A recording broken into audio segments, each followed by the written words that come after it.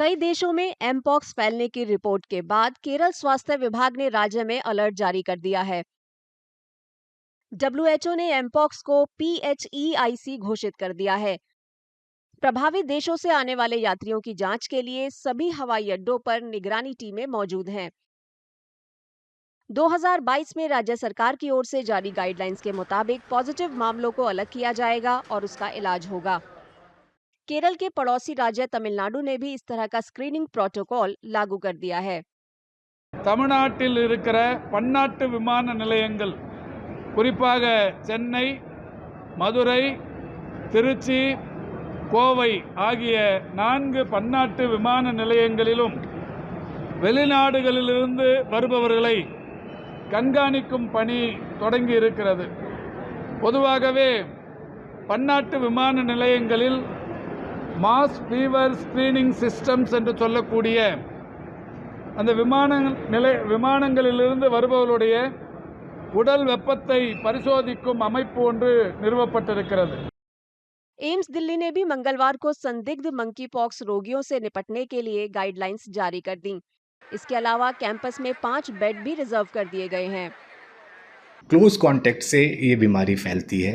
अभी तक कोई क्लियर कट एविडेंस नहीं है कि ये सांस के थ्रू हवा में फैलती है, ऐसा कोई एविडेंस नहीं है।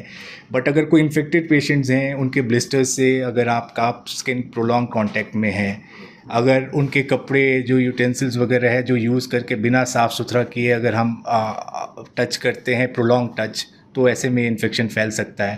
तो जैसे हमने कहा था कोविड के समय आप सावधानी बरतिए। कोविड तो हवा में फैलती थी, लेकिन ये हवा में नहीं फैलती है। तो इसलिए इसमें जो हम नॉर्मल हाइजीनिक रहने की बात करते हैं, जैसे फ्रिक्वेंट हैंड वॉश, ऐसे मरीज़ के कांटेक्ट में अगर आपको जाना पड़ रहा है तो मास्क पहने, उनके कपड़ों से की सफाई पे आप ध्यान रखें। एम्स की ओर से जारी एसओपी के मुताबिक मंकी पॉक्स एक वायरल जूनोसिस है जिसके लक्षण अतीत में चेचक के रोगियों में देखे गए लक्षणों के समान हैं। हालांकि इलाज के लिहाज से ये ज्यादा गंभीर बीमारी नहीं है। कि अभी भी मैं कहूँगा ये एक एग्जॉटिक बीमारी है। कहने का मतलब ये हमारे देश में उस तरह से इतना कॉमन प्रेवलेंट नहीं है। तो अगर हम घर में बैठे हैं और हमें रैशेज हो जाते हैं, बुखार हो जाते हैं, इसका ये मतलब नहीं है कि हमें मंकी पॉक्स हो। अभी भी इस सिचुएशन में डेंगू, मलेरिया, चिकनगुनिया ये ज़्यादा कॉमन बीमारियाँ हैं, फीवर विथ रैश।